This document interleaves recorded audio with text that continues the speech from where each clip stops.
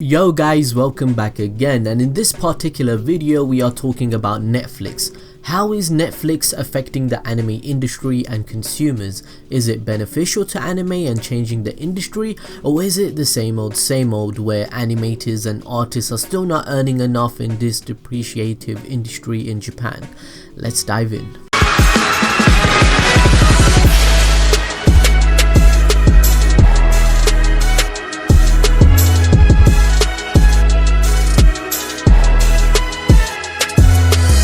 So in recent conversations with people, I have stated this before that I don't really remember the last time I turned on the TV on purpose. Have you guys? Lately, I've noticed in myself a growing trend of habits in which I have multiple avenues for entertainment which are on demand. Anime that I can watch when I want to, TV and movies included. These services that I am personally signed up to, such as Netflix, Crunchyroll, Amazon Prime and YouTube creators I personally love watching, have absolutely made TV redundant to me. Whenever I'm bored, I'd either play on my PlayStation 4 or PC games. Other than that, my source of entertainment is anime or making YouTube videos.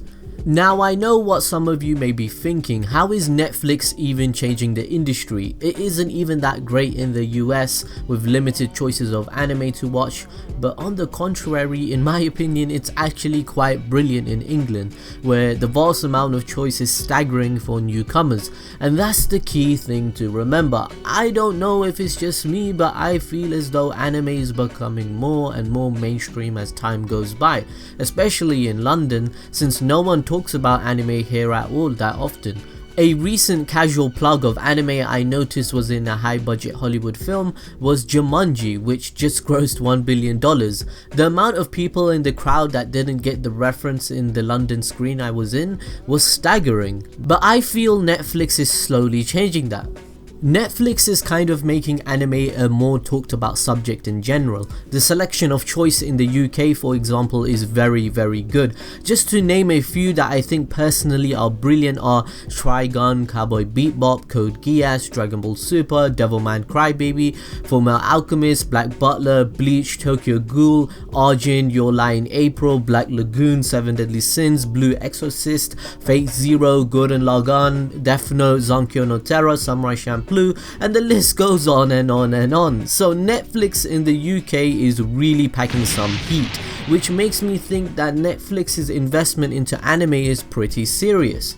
The key thing to anime becoming a thriving industry is making the public more invested and into it. This is how more money will come through and help the mangaka, production companies and artists earn more money, which only benefits all of us in the long run, since we will receive a higher quality end product. Currently, the anime industry is in dire straits because the amount of money being made in Japan for artists and the growing problem of trends such as piracy is causing huge issues. So if anime becomes more mainstream, for example the way Marvel did, Marvel is one of the biggest studios in the world right now, making $1 billion gross profit in every single film they release. So we need to think of things that way too.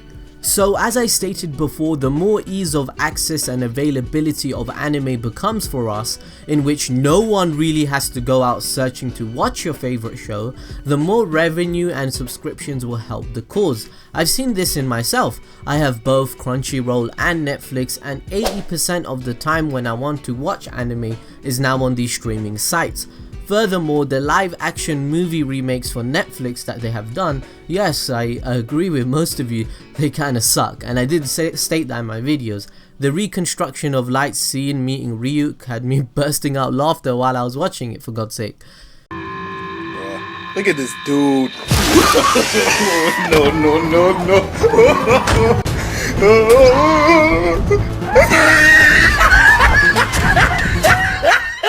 But you must admit, these recreations of Death Note, Fullmetal Alchemist and other originals like Devilman Crybaby do have their benefits. I mean, the live action film for Death Note, for example, technically speaking, it did make the original Death Note anime completely relevant and trending again, which exposed the show to new people. but maybe the passion and quality isn't really there. But I had multiple newcomers watching anime for the first time because of it. The original anime was trending on Netflix itself. Furthermore, Devilman Crybaby is an exquisite anime and only demonstrated the quality Netflix can help produce. This led me to believe the people behind the anime must be getting paid more money or have more creative freedom, right? Not quite. There are good points and bad points. The good points are yes, the creative freedom is there. The bad points are the money is still shit, but I'll cover these points later on in the video. Netflix is pretty much very invested into anime now, since their business model has also secured a deal with 3 major anime studios. They are Production IG, Wit Studio and Studio Bones. They also recently gained the rights to One Piece in Netflix Japan, which must have cost a hefty sum. That's really major. But the icing on the cake is Netflix is aiming for Netflix originals to eventually constitute 50% of their content. The chief of content, Ted Sarandos, confirmed that Netflix was working on 30 anime series and 80 original films. To accomplish this massive goal, they will spend $8 billion in 2018. One of the originals came out recently, as I mentioned, Devilman Crybaby, and it's brilliant. With $8 billion in spending, Netflix is looking to increase its global audiences, and Anime Initiative is one of the ways of going about doing that, increasing their scope, demographic reach and genre. I mean, if we have to remember, anime isn't the only service they offer. You can watch exclusive movies such as the new one with Will Smith called Bright, amazing TV shows like House of Cards and Stranger Things. The convenience of the service is what's amazing about it. They even let you download the anime or content offline, so you can watch it underground on the train, at the bus or school, or a boring wedding you wish you never had to go to. The service pretty much offers subtitles in all languages, dubs too, and the HD quality at low data costs. However, admittedly, Crunchyroll is one of its competitors and it's easily the largest anime streaming service. It only recently passed 1 million paid subscribers as compared to estimates of Netflix's 128 million paid users, so the comparison is huge. There are plenty of people who'd never sign up for Crunchyroll subscriptions but still grew up watching Sailor Moon or Dragon Ball Z or Naruto, and probably now they just watch the occasional series such as Attack on Titan or One Punch Man because they are mainstream and went viral. But now Netflix is supporting all the consumer needs in the future to 128 million people possibly being exposed to anime. That's amazing.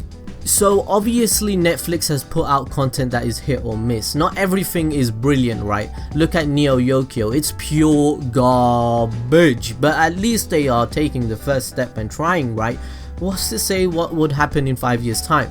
But a good point to address, and one that I agree with, is with Uniquenameosaurus pointed out in his video, You Should Pirate Anime, regarding the anime industry in terms of streaming services such as Netflix and Crunchyroll are causing due to the exclusive rights to certain anime, which then goes on to causing a terrible incentive to consumers because we can't watch certain anime we want to, so then we just end up pirating. There were many good arguments in this video, such as their services providing nothing new with no innovation that the pirate anime sites cannot do as well. But now, to be honest, maybe Netflix is innovating to make it happen, as well as we see in the future, but as of right now, the argument to pirate anime over paying for streaming services is still completely valid and strong, since there's no incentive not to pirate anime at this point. I mean, I only have all these paid services because they were given to me on top of the Amazon Prime package that I always use because I shop from Amazon and I use it year round.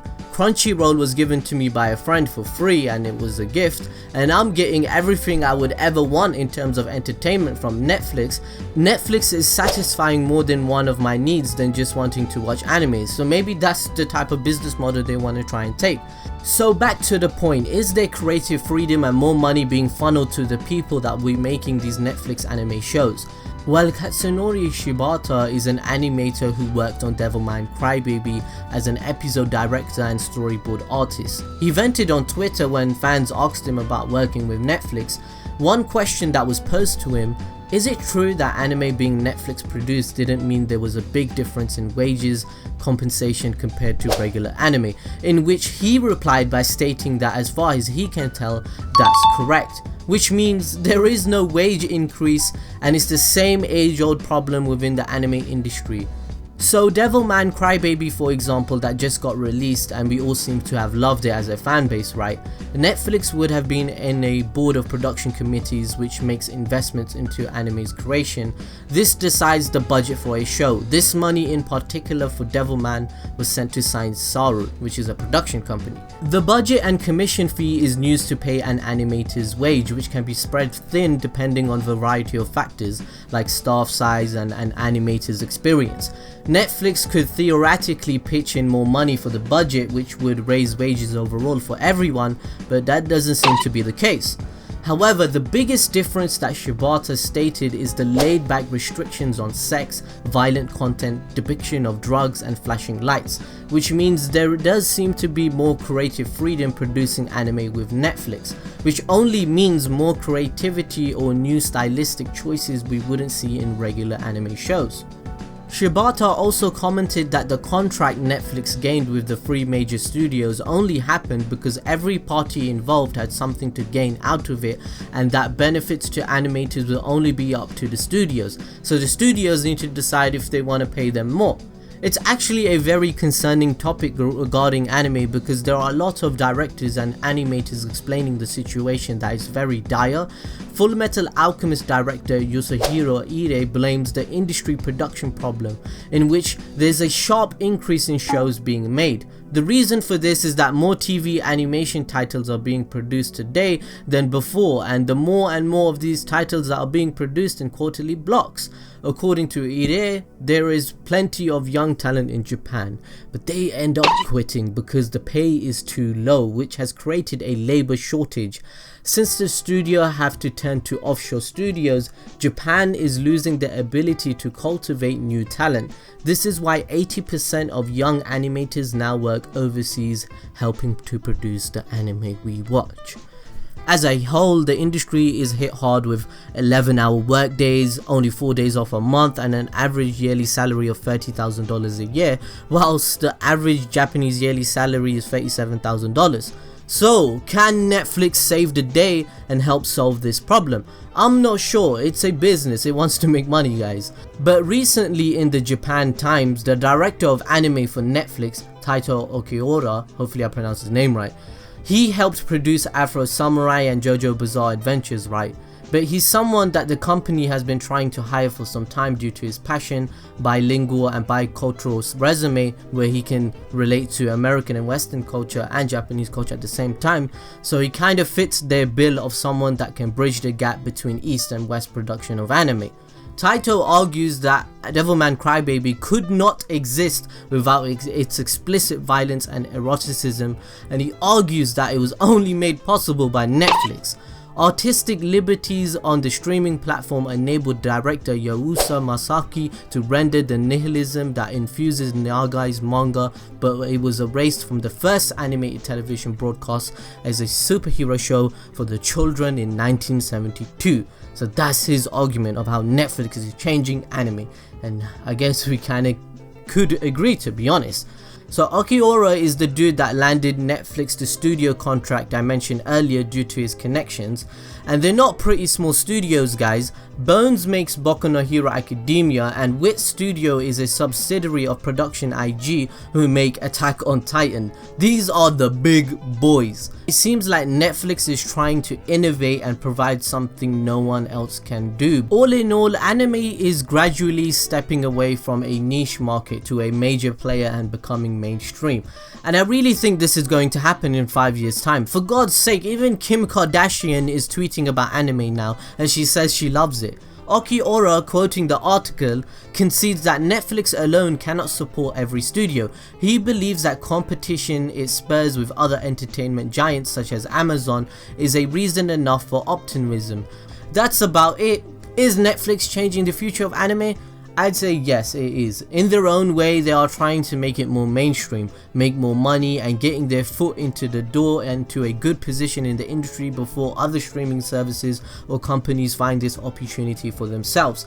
I think the future is looking more bright for anime, and Devilman was refreshing, to be honest, from the constant stuff we get from studios in Japan. Let me know your opinion in the comment section below, and don't forget to smash the like button and follow us on social media such as Twitter or Instagram, and that will let you be in the know of what we're coming up with next. Woo! I'll see you guys next time as always.